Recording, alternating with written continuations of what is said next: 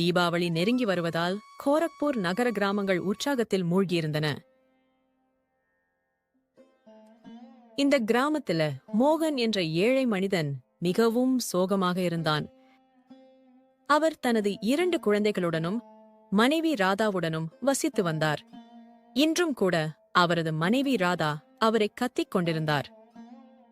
பாருங்க, இந்த வறுமையை இனிமேலும் தாங்கிக்க முடியாது. வேலை இல்லாம இது ஒரு தினசரி வழக்கமாகிடுச்சு. இப்போ தீபாவளி வருது. எனக்கும் என் குழந்தைங்களுக்கும் 10 தேவைகள் இருக்கு. ஐயோ, அதிர்ஷ்டசாலி. என் வேலை முயற்சி செய்வதுதான். நான் கொடுப்பதா இல்லையா என்பது கடவுளை பொறுத்தது. நான் தினமும் வேலை தேடி வெளியே செல்கிறேன். வேலை கிடைக்காதபோது இப்போது நான் என்ன செய்ய வேண்டும் என்று சொல்லுங்கள். பண்டிகை நெருங்கிவிட்டது. இது எப்படி முடியும்? குழந்தைகளுக்கு துணிகள் வாங்க வேண்டும், வீட்டில் உணவு சமைக்க வேண்டும், இனிப்புகள் வாங்க வேண்டும், இப்படி இன்னும் பல. எனக்கு தெரியும். பண்டிகைகள் பல தேவைகளை கொண்டு வருகின்றன. ஆனால் நான் என்ன செய்வது? நான் உதவியற்றவன். இப்போது வேலை கிடைப்பது மிகவும் கடினம். ஐயோ கடவுளே, தீபாவளிக்கு என் குழந்தைகளை எப்படி தயார்படுத்துவது? இதைக் கேட்டு ராதா கோபம் அடைகிறாள். மேலும் கோபத்தில் அவள் கணவனின் கெட்ட காலங்களை கூட மறந்து விடுகிறாள். பாருங்க, உங்க புலம்பல் எனக்கு போதும். இப்போ நான் சொல்றத கவனமா கேளுங்க. தீபாவளி ஷாப்பிங்குக்கு எனக்கு 500 ரூபாய் வேணும். நீங்க என்ன வேணும்னாலும் பண்ணுங்க. ஆனா எனக்கு 500 ரூபாய் வேணும்னா எனக்கு அது வேணும். 500 ரூபாய் ரொம்ப அதிகம். அவ்வளவு பணம் எங்கிருந்து கிடைக்கும்? கொஞ்சம் கற்பனை செய்து பாருங்கள். எனக்கு 500 ரூபாய் கிடைக்கவில்லை என்றால் நான் உங்கள் வீட்டை விட்டு என் பெற்றோர் வீட்டிற்குச் செல்வேன். ராதா கோபமாக உள்ளே நடக்க மோகனை கவலையடையச் செய்கிறாள். ஐயோ கடவுளே, என்னை என்ன பிரச்சனையில் மாட்டிவிட்டாய்? நான் இப்போது என்ன செய்ய வேண்டும்? என் குழந்தைகளை தீபாவளிக்கு ஷாப்பிங் செய்ய வைக்க ஒரு வழியைக் காட்டு. நான் இப்போது ஏதாவது செய்ய வேண்டும். மோகன் வேலை தேடி புறப்படுகிறான். அவன் மனதில் ஒரே ஒரு எண்ணம்தான் எழுகிறது. வேலை கிடைக்கவில்லை என்றால் தன் குழந்தைகளை தீபாவளிக்கு எப்படி ஷாப்பிங் செய்ய வைப்பான்? உஸ்கிது நேரம் நடந்த பிறகு அவர் ஒரு தொழிலதிபரை அடைகிறார். ஐயா, எனக்கு ரொம்ப நாளா வேலை கிடைக்கல. நீங்க எனக்கு ஏதாவது வேலை தேடிக் கொடுத்தால் நான் ரொம்ப நன்றியுள்ளவனாயிருப்பேன். நான் எதையும் செய்ய தயாராக இருக்கிறேன். பாருங்க தம்பி, இப்போ வியாபாரம் ரொம்ப மந்தமா இருக்கு. எதுவும் சரியா வேலை செய்யல. இப்போதைக்கு எந்த வேலையும் காலியா இல்ல. சேஜி, தயவு செய்து அன்பாக இருங்கள். நான் காலையிலிருந்து வேலை தேடிக் கொண்டிருக்கிறேன். யாரும் எனக்கு எந்த வேலையும் கொடுக்க தயாராக இல்லை. தயவு செய்து எனக்கு உதவுங்கள். இது தீபாவளி நேரம். தீபாவளிக்கு குழந்தைகளை ஷாப்பிங் செய்ய நான் அழைக்க வேண்டும். பாருங்க அண்ணா, எனக்கு புரியுது. ஆனா எனக்கும் சில கட்டாயங்கள் இருக்கு. எனக்கு ஏதாவது வேலை இருந்தா நான் உங்களுக்கு சொல்றேன். கவலைப்படாதீங்க அண்ணா. ஆனா இப்போ போங்க. மோகன் சோகமாக அங்கிருந்து வெளியேறுகிறான். மோகன் விட்டுக் கொடுக்க மறுக்கிறார். இன்றைய வேலை தேடிக் கொள்ளலாம் என்று முடிவு செய்துவிட்டார். அதனால் அவர் வேறொரு தொழிலதிபரிடம் செல்கிறார். சேஜி, நான் மிகவும் ஏழை. எனக்கு ஏதாவது வேலை கிடைத்தால் இந்த ஏழைக்கு நன்மை கிடைக்கும். நான் கடின உழைப்பிலிருந்து பின்வாங்க மாட்டேன். நீ உன் முகத்தை பார்த்திருக்கிறாய். உன்னைப் போன்ற பிச்சைக்காரனுக்கு நான் வேலை கொடுப்பதில்லை. இதைக் கேட்ட பிறகும் மோகனுக்கு கோபம் வரவில்லை. ஆனால் அவன் கொஞ்சம் சோகமாகி விடுகிறான். அவன் சேத்திடம் சொல்கிறான். சேச்சி, அப்படி சொல்லாதே. நான் உதவியற்றவன். எனக்கு நீண்ட காலமாக எந்த கூலியும் கிடைக்கவில்லை. தீபாவளி நெருங்கி வருகிறது. வீட்டில் உள்ள உணவு தீர்ந்து போகிறது. மோகன் எவ்வளவு வற்புறுத்திய போதிலும் சேத் அவருக்கு வேலை கொடுக்க மறுக்கிறார். மோகன் ஏமாற்றத்துடன் அந்த இடத்தை விட்டு வெளியேறுகிறார். இப்போது ஒரே ஒரு விஷயம் மட்டும் அவனை தொந்தரவு செய்து கொண்டிருந்தது. அது தீபாவளி. நான் எப்படி வீட்டுக்குப் போக முடியும்? என் மனைவிக்கும் குழந்தைகளுக்கும் எப்படி என் முகத்தை காட்ட முடியும்? நான் பணம் கொண்டு வரவில்லை என்றால் அவள் தன் பெற்றோர் வீட்டிற்குப் போவாள் என்று ராதா ஏற்கனவே என்னிடம் சொல்லியிருந்தாள். ஆனால் நான் என்ன செய்வது? நான் வீட்டுக்குப் போக வேண்டும். மோகன் தைரியத்தை வரவழைத்துக் கொண்டு வீட்டிற்கு செல்கிறான். அப்போது அவனது 8 வயது மகள் மீராவும் 10 வயது மகன் ஆரவும் அவனிடம் வந்து, அப்பா, நம்ம மார்க்கெட்டுக்கு போகலாம், நம்ம பட்டாசு வாங்கணும். ஆரவுக்கும் அது ரொம்ப பிடிச்சிருக்கு. நானும் எனக்கும் கொஞ்சம் வாங்கணும். எங்க பக்கத்து வீட்டில் எல்லாரும் பட்டாசு வாங்குறாங்க. ஆமா அப்பா, தீபாவளிக்கு எல்லாரும் இனிப்புகளும் பட்டாசுகளும் கொண்டு வருவாங்க. எல்லாரும் வீட்ல ருசியா சமைச்சு தருவாங்க. இனிப்புகளும் கொண்டு வருவாங்க. எங்க வீட்ல எதுவும் சமைக்கல. இந்த தடவை நாங்களும் கொஞ்சம் வாங்கிட்டு வரணும். இதைக் கேட்ட மோகன் சோகமடைகிறான். அவன் கண்கள் கண்ணீரால் நிறைந்தன. அவன் தன் குழந்தைகள் மகிழ்ச்சியாக இருப்பதை பார்க்க விரும்பினான். ஆனால் அவனுடைய காலியான பைகள் அவனை விட்டுச் சென்றன. அவன் அன்பாக குழந்தைகளுக்கு விளக்குகிறான். மகனே, இந்த முறை நிலைமை ரொம்ப கஷ்டமா இருக்கு. எனக்கு பட்டாசு வாங்கவோ சமைக்கவோ முடியல. நிறைய முயற்சி பண்ணேன், ஆனா வேலை கிடைக்கல. அடுத்த வருஷம் நல்லா இருக்கணும்னு கடவுளை வேண்டிக்கிறேன். தீபாவளியை ரொம்ப சந்தோஷமா கொண்டாடுவோம். புது துணிகள். இதைக் கேட்டதும் 2 குழந்தைகளும் கோபப்படுகிறார்கள். நீங்க எப்பவும் இதே தான் சொல்றீங்கப்பா. அடுத்த வருஷம் நாங்களும் குழந்தைங்க தான். எங்களுக்கும் கனவுகள் இருக்கு. ஒரு சரியான தீபாவளியை கூட கொண்டாட முடியாதா? இது நடந்தவுடன் ஆரவ் அழுது கொண்டே சென்று தனது தாயிடம் புகார் செய்கிறான். அம்மா, அப்பா கிட்ட சொல்லுங்க, எங்களுக்கும் பட்டாசும் புது துணிகளும் வேணும். நல்ல சாப்பாடும் வேணும், அதுவும் இந்த தீபாவளிக்கு. ராதாவே மிகவும் மனமுடைந்து போனாள். இப்போது தன் குழந்தைகள் அழுவதை பார்த்து அவளுடைய பொறுமை குறைந்து போனது. அவள் கோபமாக தன் கணவரிடம், இன்னும் எத்தனை நாளைக்குத்தான் குழந்தைகளை இப்படியே மகிழ்விப்பீங்கள்? நீங்க தான் வீட்டின் ஆள். உங்க மனைவி குழந்தைகளுக்கான பொறுப்பை கூட உங்களால ஏற்க முடியாதா? குடும்பத்தின் மகிழ்ச்சி இப்போ உங்களுக்கு ஒரு பாரமா போயிடுச்சா? ஓ, நீங்க என்ன சொல்றீங்க? எனக்கு ஏதாவது செய்ய விருப்பம் இல்லையா? என் குழந்தைகள் சந்தோஷமா இருக்கணும்னு நான் விரும்பலையா? ஆனா வேலை கிடைக்காம நான் என்ன செய்ய முடியும்? சில சமயங்கள்ல நான் மனசு தளர்ந்து போறேன். நான் கொஞ்சம் தொலைஞ்சு போயிட்டேன். அதனுடன் மோகன் கோபமாக உள்ளே செல்கிறான். மீரா தன் அம்மாவிடம் சொல்கிறாள். அம்மா, நமக்காக எதுவும் செய்ய முடியாதா? அப்பா கிட்ட நாங்க நிறைய கேட்டுட்டோமா? அப்பா கிட்ட சொல்லுங்க. வெறும் பட்டாசு இல்லைனாலும் எனக்கு புது துணி வாங்கி கொடுங்க. தீபாவளிக்கு நான் நல்லா ட்ரெஸ் பண்ணணும். தீபாவளி கொண்டாடணும். நான் என்ன சொல்ல முடியும் மகனே? நான் உங்க அப்பாவோட நிறைய சண்டை போடுறேன். நான் ரொம்ப முயற்சி பண்ணிட்டேன். ஆனா காலம் ரொம்ப மோசம். இன்னும் எவ்வளோ நாளைக்கு நான் அவரோட சண்டை போட முடியும்? இல்லம்மா, நமக்கு புது துணி வேணும். இந்த தீபாவளிக்கு அப்பா கிட்ட கொஞ்சம் வாங்கிட்டு வர சொல்லுங்க. நல்ல சாப்பாடும் கூட. சரி குழந்தைங்களே, இன்னும் தீபாவளி நேரம்தான். நான் உங்க அப்பா கிட்ட பேசுறேன். அவர் ஏதாவது செய்வார். மோகன் மறுநாள் காலையில் வேலை தேடி வீட்டை விட்டு வெளியேறி நாள் முழுவதும் வேலை தேடிச் செல்கிறான். ஆனால் இன்னும் வேலை கிடைக்கவில்லை. அந்த ஏழை சோகத்துடன் வீடு திரும்புகிறான். இன்றும் கூட ராதா அவனுக்காக கோபமா காத்திருந்தாள். நீங்க என்ன வேலை செஞ்சிருக்கீங்கன்னு சொல்லுங்க. தீபாவளிக்கு ஏற்பாடு பண்ணிட்டீங்களா இல்லையா? நான் என்ன சொல்ல? நீங்க நம்ப மாட்டீங்க. ஆனா எனக்கு கடின உழைப்பு குறைவா இல்ல. எல்லாருக்கும் ஏற்கனவே வேலை இருக்கு. யாருக்கும் நான் தேவையில்லை. இதைக் கேட்டதும் ராதா கோபம் அடைந்தாள். எனக்கு போதும்னு தோணுச்சு. இனிமே என்னால தாங்கிக்க முடியாது.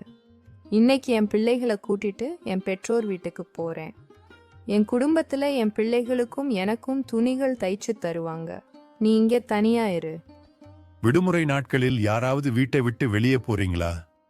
நான் ஏன் என் குழந்தைகளை வேறொருத்தர்கிட்ட ஒப்படைக்கணும்? ஆமாம், நீங்களும் எதையும் கட்டுப்படுத்தவில்லை. அதனால்தான் இனி இங்கே தங்குவதில் அர்த்தமில்லை. எனக்கு கொஞ்சம் டைம் கொடுங்க. நான் ஏதாவது செய்வேன். கொஞ்சம் பொறுங்க. நான் என்ன செய்ய முடியும்? உங்க பிள்ளைங்க துணிகளை கூட வாங்க முடியல. நான் ரொம்ப நேரம் காத்துட்டேன். என் பிள்ளைகளும் காத்துட்டு இருக்காங்க. பணம் ஏற்பாடு செய்ய முடிஞ்சதும் மட்டும் வந்து எங்களை கூட்டிட்டு போங்க. அதோடு ராதா குழந்தைகளுடன் கிளம்புகிறாள். மோகனின் கண்கள் கண்ணீரால் நிரம்பி வழிகின்றன. கடவுளுக்காக இதை செய்யாதே. என் குழந்தைகளை என்னிடமிருந்து பிரிக்காதே. நான் ஏதாவது கண்டுபிடிக்கிறேன். மோகனின் வற்புறுத்தலையும் மீறி ராதா கேட்க மறுக்கிறாள். அவள் தன் குழந்தைகளுடன் செல்கிறாள். அவள் பிரிவது மோகனின் பதட்டத்தை அதிகரிக்கிறது. மனைவி மற்றும் குழந்தைகள் இல்லாத வீட்டின் தனிமை அவனை மூழ்கடிக்கிறது. என் குழந்தைகள் இல்லாமல் என் வீடு மிகவும் காலியாகிவிட்டது. கொஞ்சம் பணம் கிடைத்தவுடன் என் மனைவியையும் குழந்தைகளையும் அவர்களுடைய வீட்டிலிருந்து அழைத்து வருவேன். ஆனால் அதற்கு முன்பு நான் ஏதாவது செய்ய வேண்டும். நான் ஏதாவது வேலை தேட வேண்டும். இதை நினைத்துக் கொண்டு மோகன் தனது வீட்டை விட்டு வெளியேறுகிறார். ஒரு மரத்தின் அருகே சில பசுக்களும் காளைகளும் கட்டப்பட்டிருப்பதை காண்கிறார். மோகன் ஒரு மனிதரிடம் கேட்கிறார். ஏய் தம்பி, இது யாருடைய பசுக்களும் காளைகளும்? யாரோ பெரிய தொழிலதிபர் வந்திருக்காரு போல. ஆமா தம்பி, அது சேத் கிர்தர் லாலுக்கு சொந்தமானது. அவருக்கு பசுக்கள் மற்றும் காளைகள் சம்பந்தப்பட்ட பெரிய தொழில் இருக்கு. இதை கேட்ட மோகனுக்கு ஒரு யோசனை தோன்றி சேத்கர்தர் லாலின் முகவரியை கேட்கிறான். முகவரியை கேட்ட பிறகு அவர் வருகிறார். அவரை பார்த்ததும் சேத்கர்தர் லால் ஆச்சரியப்பட்டு கேட்கிறார். ஏய் அண்ணா, நீங்க யாரு? நீங்க இங்க என்ன பண்றீங்க? உங்களுக்கு ஏதாவது வேலை இருந்ததா? சேட்ஜி, நீங்க பெரிய பசு எருது வியாபாரம் பண்றீங்கன்னு கேள்விப்பட்டேன். எனக்கு ஏதாவது வேலை கிடைக்குமா? நான் உங்களுக்கு ஏதாவது பிரயோஜனமா இருக்க முடியுமா? வேலை இருக்கு தம்பி, ஆனா உன்னால செய்ய முடியுமா? ஏன்னா எனக்கு ரொம்ப குறைவான சம்பளமே கிடைக்கும். நீங்க சம்மதிச்சா எனக்கு சொல்லுங்க. சேட்ஜி, நான் எதையும் செய்யத் தயாராக இருக்கிறேன். என் நிலைமை மிகவும் மோசமாக உள்ளது. நான் என்ன செய்ய வேண்டும் என்று மட்டும் சொல்லுங்கள். எனக்கு எவ்வளவு பணம் கிடைக்கும்?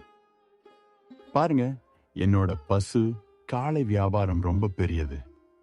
இவ்வளவு பசு காளைகளை ஒரே நேரத்துல பராமரிக்க முடியாது. அதனால கொஞ்சம் காளை மாடுகளை உங்க கூடவே வச்சுக்கோங்க. அவங்கள பார்த்துக்கோங்க. தீபாவளிக்கு 4 நாளைக்கு முன்னாடியே டெலிவரி பண்ணுங்க. உங்களுக்கு 50 ரூபாய் கிடைக்கும். உங்களால் முடியுமா என்று சொல்லுங்கள். இதை கேட்டதும் மோகன் ஆழ்ந்த சிந்தனையில் மூழ்குகிறான். வெறும் 50 ரூபாய்? 50 ரூபாய் என்ன செய்ய முடியும்? அது குழந்தைகளுக்கு துணி கூட வாங்காது. வீட்டில் சரியாக சமைக்கவும் முடியாது. நான் என்ன செய்ய முடியும்? நான் ஏதாவது செய்வேன். இப்போது வேறு வழியில்லை. அதனால் நான் சரி என்று சொல்வேன். தம்பி, என்ன யோசிக்கிறீங்க? சரி சேஜி, நான் அதை செய்கிறேன். உங்கள் பசுக்களையும் காளைகளையும் நான் கவனித்துக் கொள்கிறேன். அவற்றை உணவளிப்பது என் பொறுப்பு. உங்களுக்கு எந்த புகாரும் இருக்காது. மறுபுறம் மோகன் தனது மனைவி மற்றும் குழந்தைகளுக்காக இரவும் பகலும் உழைத்துக் கொண்டிருந்தார். மோகனின் கோபமான மனைவி அவள் வீட்டிற்குச் சென்று தன் கணவனை பற்றி தவறாக பேச ஆரம்பித்தாள். ஏய் அக்கா, உன் ஏழை கணவரை எப்படி பொறுத்துக் கொள்கிறாய்? யாராவது புது உடைகள் இல்லாமல் நல்ல உணவு இல்லாமல் வாழ்கிறார்களா? இப்போ நான் உனக்கு என்ன சொல்லணும் பாபி? என் கணவர் தினமும் வெளியே போறாரு. ஆனா நாள் முழுக்க சுத்தி சுத்தி ஜாலியா இருப்பாரு. வீட்டுக்கு வந்த பிறகு வேலை கிடைக்கலன்னு அழுவாரு. இப்போ நீ சொல்லு, நான் அவருக்கு என்ன செய்யணும்னு? தீதி, இது ரொம்ப தப்பு. சொல்லுங்க, இப்படி ஒரு கணவனும் அப்பாவும் இருந்தா என்ன பிரயோஜனம்? அவங்க இருந்தப்போ அவங்க மனைவியும் குழந்தைகளும் அவங்க மாமா வீட்டுக்கு தீபாவளி கொண்டாட போறாங்க. இப்போ நமக்கு என்ன? கடவுளுக்கு நன்றி. எல்லாம் இருக்கு. உங்களுக்கும் உங்க குழந்தைகளுக்கும் நாங்க துணிகள் தைப்போம். ஆனா மோகன் பாய் சாஹேப் கொஞ்சம் யோசிக்கணும். எவ்வளவு நாள் இப்படியே வாழ்க்கை நீடிக்கும்? இதைத்தான் பாபி நான் அழுகிறேன். எங்களுக்கு மெஹந்தி, வளையல்கள், சந்தையின் சலசலப்பு எதுவும் இல்லை. இப்போது அக்கம் பக்கத்தினர் கூட எங்களுக்கு எதுவும் கொடுக்க எங்கள் வீட்டிற்கு வருவதில்லை. முன்பு ஏதாவது நல்ல உணவு சமைக்கப்படும் போது மட்டுமே அவர்கள் எங்களுக்கு ஏதாவது கொடுப்பார்கள். அவர்கள் அதை எனக்கு கொடுத்தார்கள். ஆனால் இப்போது அவர்களும் என்னை மரியாதைக்குரியவராக கருதுவதில்லை.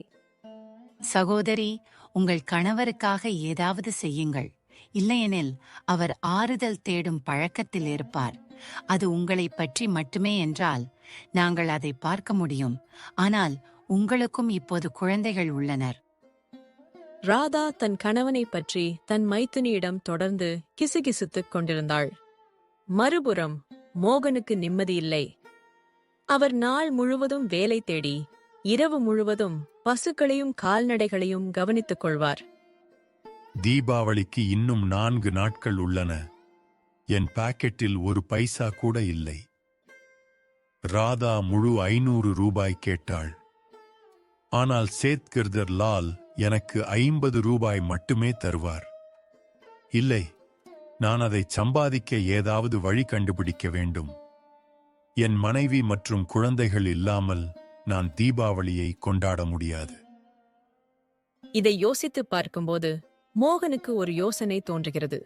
சேட்ஜியோட ஒரு கொடியை நான் ஏன் விற்கக்கூடாது?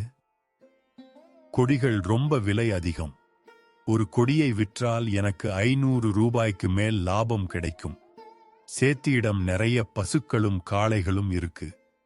ஒரு கொடியோ 2 கொடியோ காணாமல் போனாலும் அவன் அதை கவனிக்கவே மாட்டான். ஆமா, அது சரிதான். இதை நினைத்து மோகன் மனதில் மகிழ்ச்சி அடைகிறான். ஆனால் அடுத்த கணம் அவன் சோகமாகிறான். திருடுவது என் மனைவியையும் குழந்தைகளையும் வீட்டிற்கு அழைத்து வரும். ஆனால் கடவுள் என்னை திருடியதற்கு ஒருபோதும் மன்னிக்க மாட்டார். ஆனால் எனக்கு வேறு வழி இல்லை. ஐயோ கடவுளே, தயவு செய்து என்னை மன்னியுங்கள்.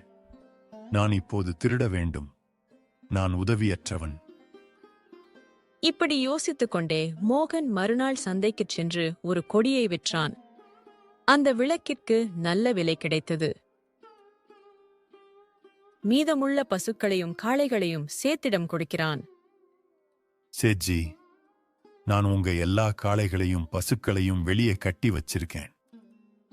நான் உன்னை நம்புகிறேன். நீ இதெல்லாம் கொண்டு வந்திருக்கணும். போய் நல்ல தீபாவளியை கொண்டாடு. மோகன் சேத்தியிடம் பொய் சொல்லிவிட்டு நேராக தனது மாமியார் வீட்டிற்கு, அதாவது ராதாவின் வீட்டிற்குச் செல்கிறான். நீங்க ஏன் இங்க இருக்கீங்க? நாங்க அந்த ஏழை வீட்டுக்கு போக விரும்பல. இங்கிருந்து போயிடுங்க. நானும் என் குழந்தைகளும் உங்க முகத்தை பார்க்க விரும்பல. ராதா, நான் சொல்றத கேளு. தீபாவளிக்கு நீங்க என்கிட்ட 500 ரூபாய் கேட்டீங்க இல்லையா? இதோ முழு 500 ரூபாய். நீங்க என்ன வேணும்னாலும் வாங்குங்க. ஆனா இப்போ வீட்டுக்கு போங்க. தீபாவளியை எப்படி வேணாலும் கொண்டாடுங்க. இதைக் கண்டு ராதா மகிழ்ச்சியடைந்தாள். அவளுடைய மகிழ்ச்சிக்கு எல்லையே இல்லை. இது உண்மையிலேயே 500 ரூபாய் தான். இதை எங்கிருந்து பெற்றீர்கள்?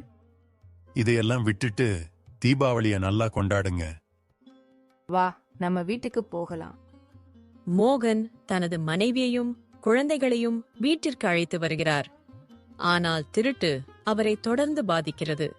மறுநாள் காலையில் தீபாவளியன்று மோகனின் குடும்பத்தினர் மகிழ்ச்சியுடன் கொண்டாடிக் கொண்டிருந்த போது சேத்கிர்தர் லால் ஏற்கனவே திருட்டு பற்றி அறிந்திருந்தார். எனக்கு ஒரு காளை குறைவு. காளைகளை பாதுகாக்க மோகனை வேலைக்கு அமர்த்தினேன். அவன் என் காளைகளில் ஒன்றை திருடி இருக்க வேண்டும். அவன் என் நம்பிக்கைக்கு துரோகம் செய்துவிட்டான். இப்பொழுது நான் உனக்கு எப்படி பாடம் புகட்டப் போகிறேன் என்று பார். சேத்கிர்தர் லால் நேரடியாக மன்னரின் ஆவைக்குச் செல்கிறார். என்னாச்சு இளைஞனே? இன்றும் தீபாவளி அன்றைக்கு நீ இங்கே இருக்கிறாய். எல்லாம் சரியா? என்ன விஷயம்னு சொல்லு. மகாராஜ், கிராமத்தில் மோகன் என்ற ஒருவர் இருக்கிறார். அவர் என்னுடைய ஒரு காளையை திருடி சந்தையில் விற்றுவிட்டார். அவர் என்னிடம் வந்து வேலை கேட்டார். நான் அவருடைய நிலையை புரிந்து கொண்டு அவருக்கு வேலை கொடுத்தேன். ஆனால் அவர் என்னுடைய சொந்த காளையை திருடிவிட்டார். எனக்கு நீதி வேண்டுமோ மகாராஜ்? மோகன் செய்த செயல்களுக்கு தண்டிக்கப்பட வேண்டும். இது உங்களுக்கு நடந்த ஒரு பயங்கரமான தவறு. மிஸ்டர் தீவான், தயவு செய்து சென்று மோகனையும் அவரது குடும்பத்தினரையும் கைது செய்யுங்கள். அவரை இங்கே அழைத்து வாருங்கள். மகாராஜாவின் உத்தரவுகள் நிறைவேற்றப்படுகின்றன. திவான் மோகனின் வீட்டிற்கு வருகிறார். மோகன், நீதான் இல்லையா? மகாராஜா உன்னை கைது செய்ய உத்தரவிட்டிருக்கிறார். உடனே எங்களுடன் வா. நீ என்ன சொல்ற? ஆனா நான் என்ன பண்ணிட்டேன்? பாருங்க, என்ன தனியா விடுங்க. எனக்கு போக இடமில்ல. என் கணவரை விட்டுடுங்க. இன்னைக்கு தீபாவளின்னு உனக்கு தெரியாது. இத்தனை வருஷத்துக்கு அப்புறம் நாம தீபாவளிய ஒழுங்கா கொண்டாடுறோம். அப்புறம் ஏன் நம்ம தீபாவளிய கெடுக்கிறீங்க? உன் கணவனை பார். நீ போக வேண்டும். ஏனென்றால் இது ராஜாவின் கட்டளை. உன் கணவன் ஒரு பெரிய பாவத்தை செய்துவிட்டான், அதற்காக அவன் தண்டிக்கப்படுவான். திவான் மோகனையும் அவரது மனைவியையும் பிடித்து மன்னரின் முன் நிறுத்துகிறார். மோகன், நீ கர்தர்லாலின் கொடியை திருடி சந்தையில் விற்றாய் என்பது உனக்குத்தான் தெரியும். திருட்டுக்கான தண்டனை உனக்குத்தான் தெரியும், ஆயுள் தண்டனை. பிறகு ஏன் அதை திருடினாய்? எனக்கு தெரியும் தெரியும் மகாராஜ். நானும் இந்த திருட்டை வேண்டுமென்றே செய்தோம், என் குடும்பத்திற்காக. எனக்கு வேறு வழியில்லை. அதனால்தான் நான் சேத் கிர்தர் லாலின் கொடியை திருட வேண்டியிருந்தது. நீங்கள் எனக்கு என்ன தண்டனை வேண்டுமானாலும் கொடுங்கள். நான் போன பிறகு என் குழந்தைகளையும் மனைவியையும் கவனித்துக் கொள்ளுங்கள். நீங்கள் எனக்கு என்ன தண்டனை கொடுத்தாலும் நான் ஏற்றுக்கொள்வேன். இதைக் கேட்டதும் ராதா கோபமடைகிறாள். நீ என்ன பண்ணிட்ட? எங்களை திரும்பப் பெறுவதற்காகத்தான் அதை திருடினாய். மன்னிக்கவும், இதற்கெல்லாம் காரணம் நான்தான். உன்னை புரிந்து கொள்ளாதது நான்தான். அரசே, என் கொடியின் விலைக்குச் சமமான பணம் எனக்கு வேண்டும். இந்த மனிதன் என் கொடியை திருடி என்னை காட்டிக் கொடுத்து விட்டான். அவன் என் நம்பிக்கையை உடைத்து விட்டான். தயவு செய்து கருணை காட்டுங்கள் மகாராஜ். என் கணவர் திருடிவிட்டார் என்பதை நான் ஒப்புக்கொள்கிறேன். அவர் ஒரு பெரிய பாவத்தை செய்துவிட்டார். ஆனால் இவை அனைத்தும் என்னால்தான் நடந்தது. நான் தான் அவரிடமிருந்து 500 ரூபாய் கேட்டு வற்புறுத்தினேன். நான் என் பெற்றோரின் வீட்டிற்குச் சென்றேன். அவர் என்னை திரும்ப அழைத்து வருவதற்காக திருடினார். தயவு செய்து அவரை மன்னியுங்கள். இதைக் கேட்டதும் மன்னரின் கண்கள் ஈரமாகின. நீங்க சொல்றது சரிதான். இன்னைக்கு எங்க கண்கள் திறந்திருக்கு. நாங்க ஒரு அரண்மனையில வசிக்கிறோம். ஆனா எங்க ராஜ்யத்துல மக்கள் எப்படிப்பட்டவங்க, எப்படி வறுமையில வாழ்கிறாங்கன்னு எங்களுக்கு தெரியாது. பண்டிகைகள் அவங்களுக்கு சந்தோஷத்தை அல்ல, துக்கத்தையும் சாபத்தையும் தான் கொடுக்குது. அதனால மோகனின் தவற்றை நாங்க மன்னிக்கிறோம். கிர்தரின் கொடிக்கு விலை கொடுக்கணும். ஆனா மோகன், இது உன் கடைசி தப்பு. நீ மன்னிக்கப்பட்டாயே. நீ எதிர்காலத்தில் ஏதாவது திருட்டு செய்தால் உன்னை ஜெயிலுக்கு அனுப்ப மாட்டோம், மரணத்திற்கு அனுப்புவோம். மிக்க நன்றி மகாராஜ். இவ்வளவு பெரிய பாவத்தை நீங்கள் எனக்கு மன்னித்து விட்டீர்கள். நான் குருடாக்கப்பட்டேன். இனிமேல் அப்படி ஒரு விஷயத்தை நான் நினைக்கவே மாட்டேன். மிகவும் நல்லது. எங்கள் மாநிலத்தில் உள்ள அனைவரும் தீபாவளியை சிறப்பாக கொண்டாடுவதற்காக கிராமத்தில் உள்ள ஒவ்வொரு ஏழைக்கும் 100 தங்க நாணயங்களை பரிசாக வழங்குவோம் என்றும் அறிவிக்கிறோம்.